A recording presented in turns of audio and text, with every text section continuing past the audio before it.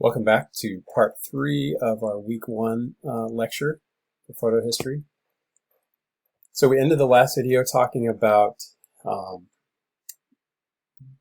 Daguerre finally succeeding with his process, the daguerreotype, and what he settled on was using metal plates that were sensitized with light-sensitive silver compounds, and then they were developed with mercury fumes.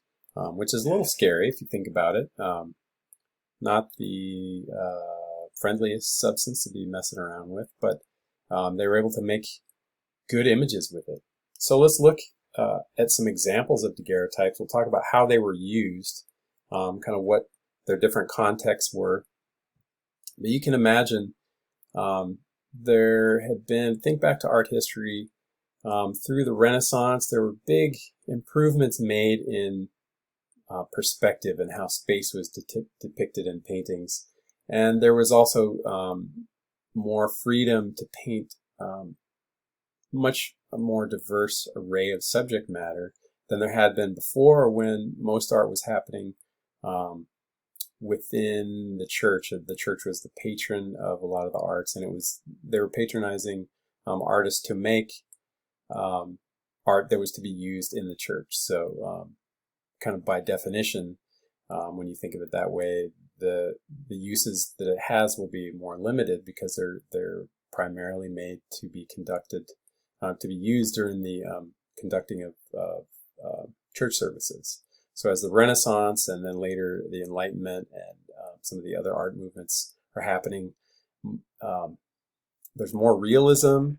There are different kinds of subject matter being used, so it's natural to see that when the first photographs come along, there's a variety of subject matter they're applied to, and this hunger for more and more realistic rendering of space and perspective and detail in their paintings, they achieve it in a photograph. And to this day, when you see well done daguerreotypes, they're impressive in the amount of detail that they have. Today with digital, we have processes that are certainly much more convenient and faster. They're very powerful, but the detail in a good daguerreotype is mind-blowing. So you can imagine if it can still blow away even jaded professionals in the 21st century. When this first arrived on the scene, you can imagine how people were kind of losing their minds looking at this and thinking, wow, this is incredible. Like the quote we read. Prior to this, science had never given them, a marvel quite like this. Think back again to our context for all this, historical context. During the Industrial Revolution, you have this explosion of wealth and population, which meant an ever-growing middle class, and they had a distinct hunger for affordable, entertaining, and informative images that also had the effect of demonstrating their upward mobility, so they can kind of distinguish themselves from, maybe their roots, and set themselves apart from, other people who labor with their hands and things like that. High quality original painted or sculpted works were then, and they still are, and probably always will be, very expensive because of the amount of labor and expertise that it takes to make one. So those kind of things were reserved really for the upper classes who had a lot more money to work with. But this is something that now that growing middle class can get their hands on. They can kind of feel like they have that same sophistication that the upper classes had with being able to display art on their wall. One of those things that the upper classes could afford to do was commission someone to paint portraits of them. And so that was something people wanted out of daguerreotypes right from the outset. Here's another example of a really nice, sharp one.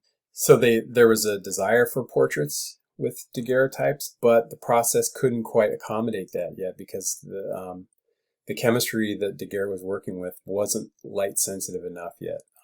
Exposures were too long, so you couldn't quite do it. But a lot of people at this point,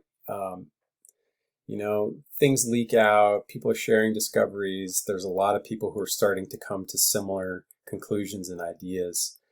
So his process eventually was improved enough that shorter exposures could be made, which would allow for portraiture. So, but in the beginning, definitely lots of landscapes, panoramas, this kind of thing. This scene here where, in a way, if you think about this, this is a kind of a meta photo as well. You're looking at a screen capture video on your computer of a digital image, which is a reproduction of this photograph, which has photographs in it. So photograph of a photograph of daguerreotypes. But this kind of thing was easy for them to shoot because it's not moving. So there's no loss of detail or sharpness with the long exposure. Sometimes they would be hand painted or tinted. So there's that desire again to kind of keep reaching for what was considered the pinnacle, which was a commissioned painting or sculpture or something that was done with a high level of excellence. So they're still trying to get something that's as close to that as they can get. But they were instantly popular. You can imagine why. Imagine being able to see something that looks like what you see with your eye, minus the color. In America in particular, they were very popular, even beyond when they were no longer being used in Europe. They were still a lot of people practicing this in the U.S. Some people have speculated it's because we have more light here. It tends to be brighter. Think of England, it's gloomier and rains a lot more. So if they're struggling with long exposure times already, then even more so when they've got a lot more bad weather than we have here. Whereas in the U.S., a lot more sunlight to go around. They could do shorter exposures, and they're going to be able to have something that's just sharper and more crisp of an image. You had Samuel Morse. That name might ring a bell with some of you. He was the inventor of the telegraph, was also a skilled artist. He was a big enthusiast of photography and in particular daguerreotypes. So he was kind of helping spread the word. He was a big booster of daguerreotypes. Another thing in America why they were valued was because of this detail and sharpness. It was almost seen as kind of this marriage of science, but also with the romantic ideas of nature and spirituality. So Americans were really into this. It was also seen as being more democratic than a painting, a commissioned painting that would have been seen as very ostentatious and, a luxury item. So there's this strange ambivalence of kind of wanting something like it, but also not wanting to be one of those people who, they wanted to still be able to be considered kind of a humble, working person, but who's of an upper class than those who are working in manual labor, that is. Americans are trying to fit this to their ideals. Everybody's trying to, because it's something that's really, it's fascinating. It's an amazing new thing, this new technology. And everybody wants to try to find a way to fit it to their lifestyle. But it mostly was the more developed economies like America, England, France, and the further afield you get from those countries, you don't see as much of it. There's a really interesting section in the book where they talk about one Eastern European country where the price of a photograph would have been equal to the price of a month of expensive meals in a nice restaurant.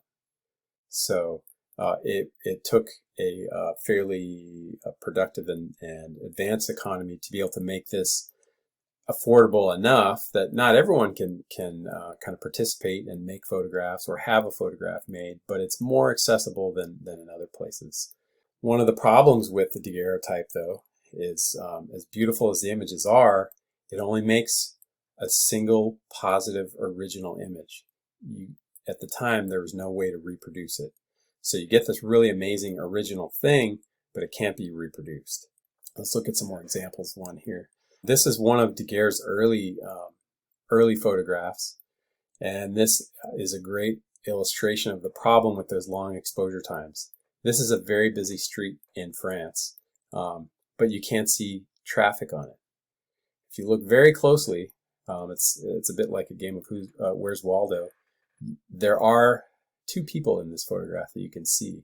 Down in the lower left-hand corner, you'll see a man standing with his leg up, presumably on a bench or a box, and he's having his shoe shined. And then the shoe shine is in front of him.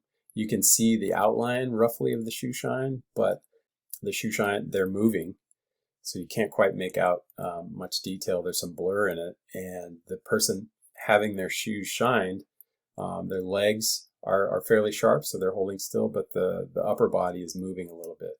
So this would have been at that time when it wasn't quite light sensitive enough to make a portrait. Here's a great example of a portrait. Imagine, prior to the invention of this, you're trying to draw or paint a portrait of somebody, and we all know that's one of the most difficult things you can do, is draw or make some kind of a likeness of somebody that looks like them. And then this comes along, and it captures all that detail. You can see the subtleties of the man's skin tone and the texture of his hair and his clothes. Here's another example of kind of a famous individual. This is Abraham Lincoln. This dates to the 1840s. And you can see some scuff marks on the plate. But again, there's a lot of detail and texture here. You can see a little bit of the shine of his waistcoat and his face. You get a sense of the texture of his hair. Here's another one.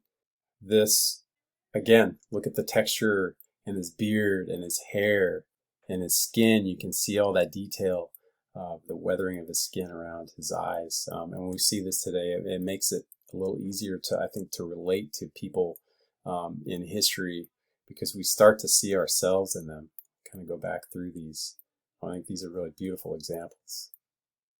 Next, we have William Henry Fox Talbot, and he invented what he called the calotype. He is working at the same time as Daguerre. This is what's so fascinating about the birth of photography, is people struggled and struggled, and there seemingly were few advances, were few and far between. But suddenly you have people coming up with very similar ideas all at once. Talbot's process was quite a bit different than Daguerre's. He came up with the name calotype. It comes from the Greek word kalos, which means beautiful. He made his first negative images in 1835, so he's right around the same time as Daguerre. We don't know for sure. It's possible that he beat him to it. We'll never really know for sure. Unlike Daguerre, here's an example of one of his first. This is dated August 1835, one of his negatives. His process, he worked with sensitized paper. It made a negative image, but you could then, in a process we call contact printing, you could place this on top of another light-sensitive, sensitized piece of paper and make a positive image of it. And you could do this an infinite amount of times. This is what, for anyone who works in the darkroom today, this is the process that we use. Not the calotype, but the positive-negative process. And this was a way to start reproducing these images and feed that appetite for people who wanted to see, faraway sights. They wanted to see things and people and places that were in the news.